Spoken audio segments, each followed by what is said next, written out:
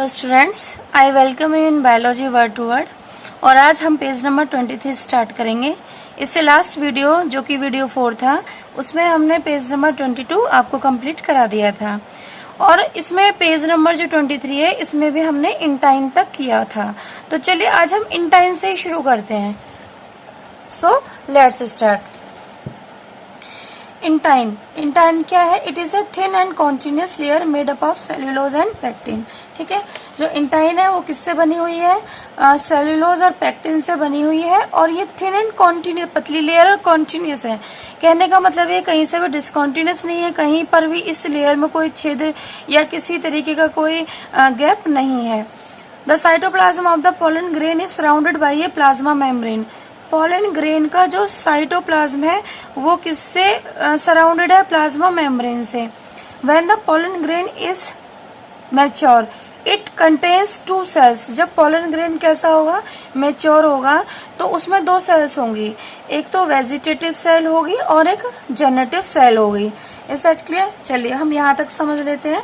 Suppose so let me draw the structure of pollen grain, right? तो चलिए हम start करते हैं।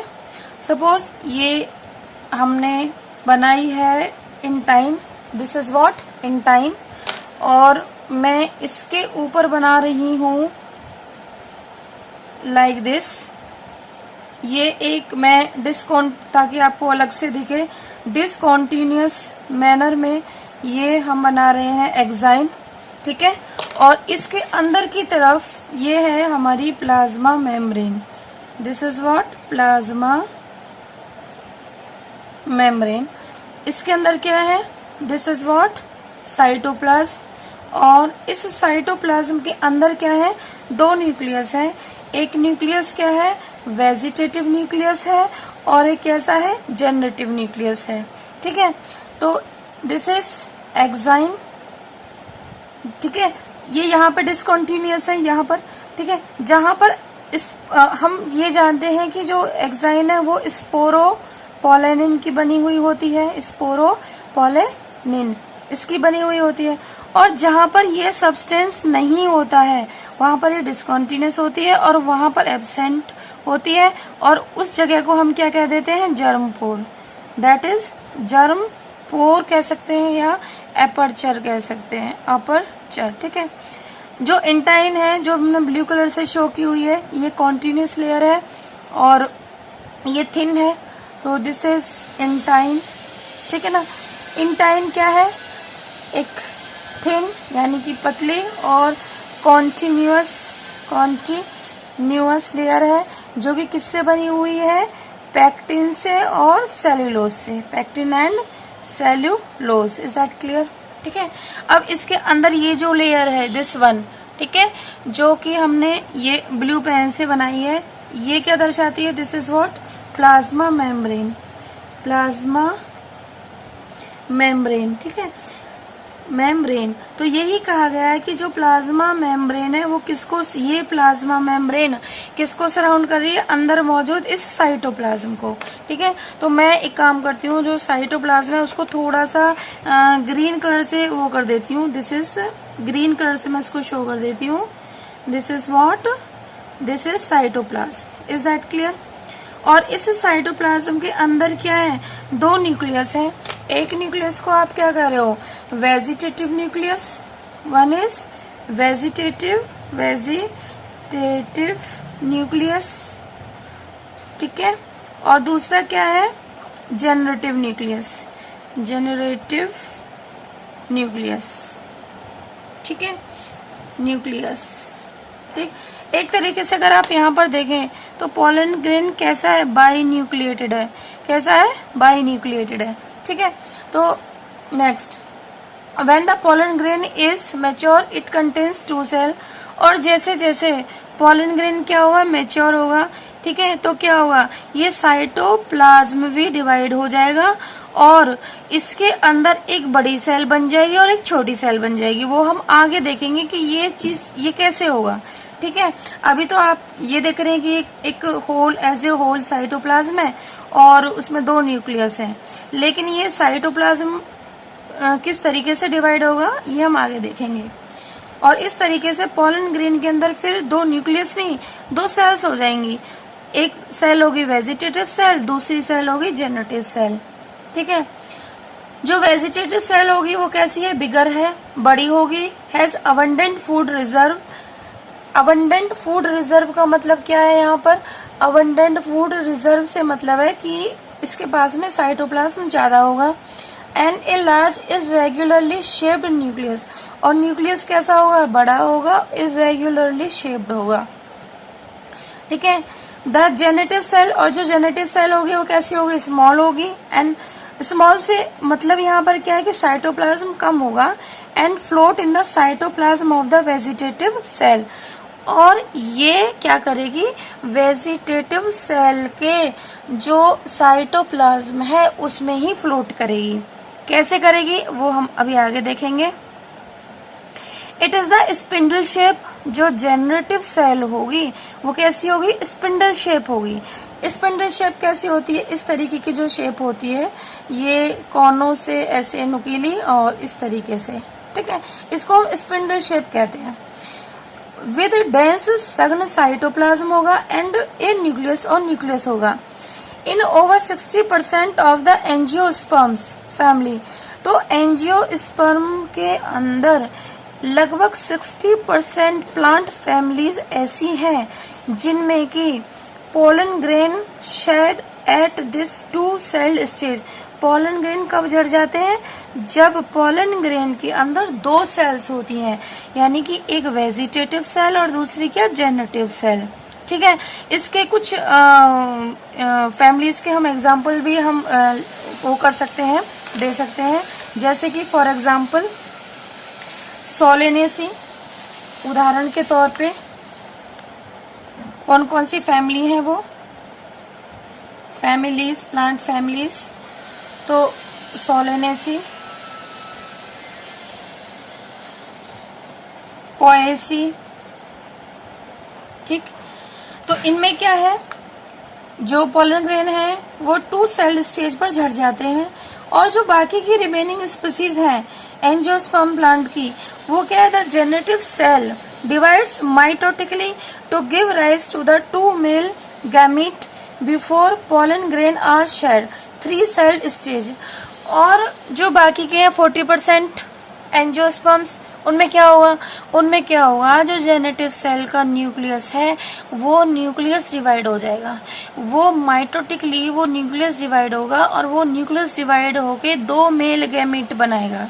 कितने, दो मेल गैमीट।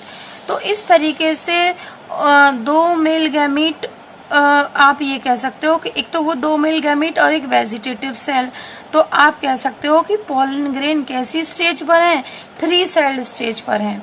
और ऐसी कुछ फैमिलीज हैं जैसे कि, तो यहाँ पर क्या है, पोलन ग्रेन 60%, ये जो पोलन ग्रेन्स होते हैं यहाँ पर पोलन ग्रेन्स, ठीक है ना, शेड यानी झड़ जाते हैं at two cell stage, two celled stage. ठीक है ना, और दूसरी तरफ वो कौन कौन सी ऐसी फैमिलीज हैं जिनमें कि थ्री सेल स्टेज पर होता है, जैसे एस्टरेसी, ठीक है। इसके अलावा ब्रेसिकेसी, ठीक है। तो ये ऐसी फैमिलीज हैं, ये लगभग 40%, जिनमें कि जो पोलन ग्रेन्स हैं, जिनमें क्या, जो पोलन ग्रेन्स हैं, ठीक है, pollen grains they shed at three celled stage, ठीक है।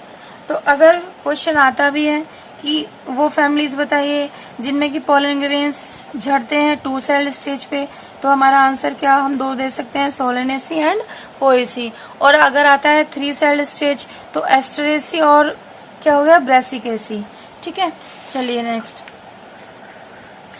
Pollen grains of many species, बहुत सारी प्लांट स्पीसीज ऐसी हैं जिनके पोलन ग्रेन्स की वजह से अगर हमारे टच में आ जाते हैं तो उनसे हमें क्या हो जाती है, एलर्जी हो जाती है, एलर्जी हो सकती है। एंड ब्रोंकियल एफिलिक्शंस, और एफिलिक्शंस का मतलब होता है प्रॉब्लम्स। ब्रोंकियल यानी कि जो हमारा रेस्पिरेटरी सिस्टम है, जैसे हमारा जो विंड पाइप होती है, ठीक है, ठीक है, जो विंड पाइप है, suppose this is the wind pipe, या जिसको हम ट्रैकिया भी कहते हैं। फिर ये ट्रैकिया क्या होगा, दो में डिवाइड हो जाएगा, ठीक है, इस तरीके से। फिर इनको हम प्राइमरी ब्रोंकी कहेंगे। फिर ये आगे और पतली ट्यूब में डिवाइड हो जाएंगे, इनको हम सेकेंडरी ब्रोंकी कहेंगे।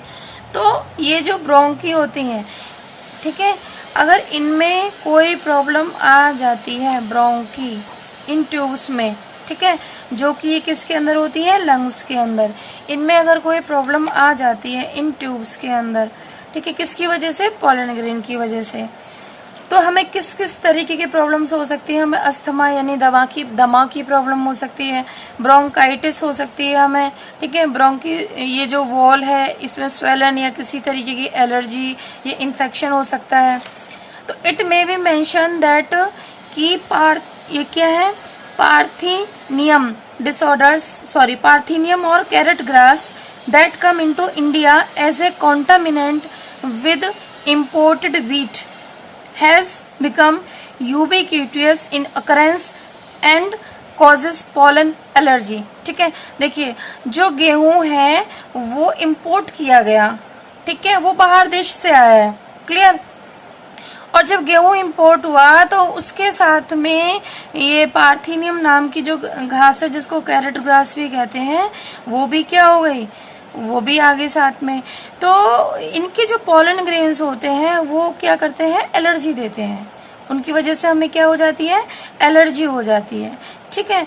और इसके अलावा और भी प्लांट्स हैं, नॉट ओनली द पार्थिनियम या कैरेट क्लास, इसके अलावा और भी प्लांट्स हैं जिनके पॉलन ग्रेन्स क्या देते हैं, हमें एलर्जी देते हैं। Is that clear. तो इस तरीके से हमने जो पेज नंबर 23 है वो क्लियर कर लिया है। इसके अलावा जो एनसीईआरटी की बुक है, इसके अलावा मैं कुछ एडिशनल इंफॉर्मेशन अपने स्टूडेंट्स को देना चाहूँगी, और जो कि पेज नंबर 22 से मैं स्टार्ट करूँगी, क्लियर। तो यहाँ तक जो एनसीईआरटी की बुक में लिखा हुआ है वो हमने कर दिया है। तो जो एडिशनल इंफॉर्मेशन मैं देना चाहूँगी वो, चलिए लेट्स स्टार्ट, क्लियर। तो अभी जैसे मैंने कहा कि पार्थिनियम ग्रास के अलावा और भी ऐसे पौधे हैं जो कि क्या करते हैं, जो कि एलर्जी जिनके पोलन ग्रेन्स क्या देते हैं, एलर्जी देते हैं। तो वो कौन कौन से हैं, तो उनको हम इस तरीके से उनके न्यूमोनिक्स बना सकते हैं। जैसे कि हमने लिख दिया कैप्स, हमने CAPS कैप्स, ठीक है। तो कैप्स से C से क्या होगा,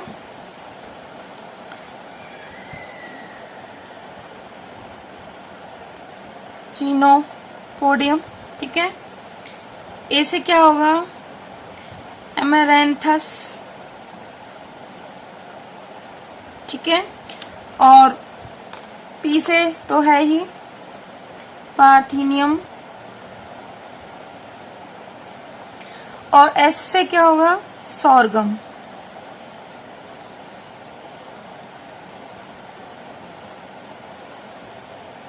ठीक है। तो कौन कौन से प्लांट हैं, देखिए, चिनोपोडियम, एमेरेंथस, पार्थिनियम, सोरगम, ये प्लांट्स हैं जिनके जो पोलन ग्रेन्स हैं, क्या है, पोलन ग्रेन्स, इनके पोलन ग्रेन्स कैसे हैं, they are allergic, they are allergic. इनसे अगर ये हमारे कांटेक्ट में आते हैं या हमारे सांस की नली में चले जाते हैं तो ये हमें क्या देते हैं, एलर्जी देते हैं। इज दैट क्लियर, ठीक है। चलिए नेक्स्ट अब हम बात करते हैं वेजिटेटिव सेल,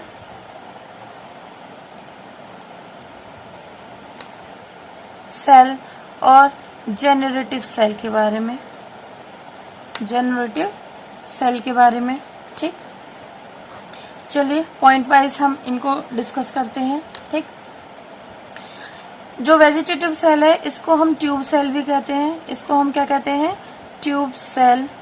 और इस सेल का जो न्यूक्लियस है उसको आप क्या कह सकते हो, ट्यूब न्यूक्लियस। क्या कहोगे, ट्यूब न्यूक्लियस, क्लियर। जो जेनेटिव सेल है उसको आप और दूसरा नाम क्या दे सकते हो, गैमीट सेल, गैमीट सेल। क्यों? क्योंकि इस जेनेटिव सेल का जो न्यूक्लियस है वो डिवाइड होगा, दो न्यूक्लियाई बनाएगा और वो दो नो न्यूक्लियाई क्या कहलाएंगे, गैमीट, दो गैमीट। ठीक है, या आप इसको कह सकते हो रिप्रोडक्टिव सेल, रिप्रोडक्टिव सेल। ठीक है, क्या कह सकते हो इसको, reproductive cell. Is that clear?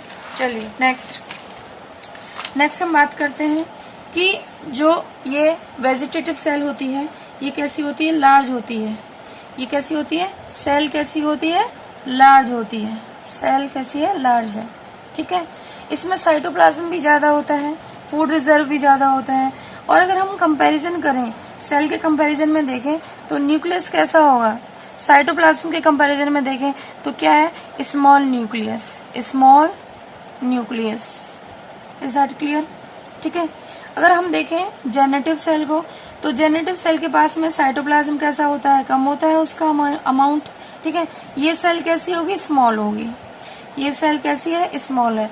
और अगर हम कंपैरेटिवली देखें तो इसका जो न्यूक्लियस होगा वो कैसा होगा, लार्ज होगा, लार्ज न्यूक्लियस।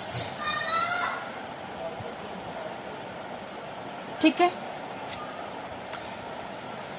ये वाली जो सेल होती है इसमें क्या होता है, वैक्यूल होते हैं।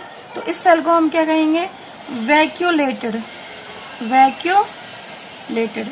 इसमें वैक्यूल नहीं होते, इसमें रिजर्व फूड होता है। तो यहाँ पर क्या होगा,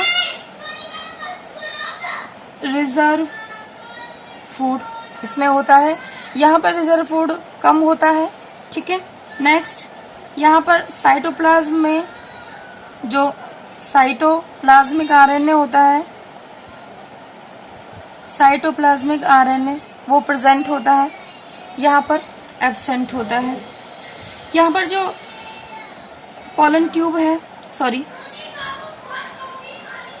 जो सेल वॉल है वो एब्सेंट होती है। सेल वॉल क्या होती है, एब्सेंट होती है, जबकि यहाँ पर सेल वॉल प्रेजेंट होती है। ठीक है, तो इस तरीके से हम वेजिटेटिव सेल और जेनेटिव सेल में डिफरेंस कर सकते हैं। ठीक है, सो आगे इससे आगे जो भी इंफॉर्मेशन है वो हम नेक्स्ट वीडियो में करेंगे।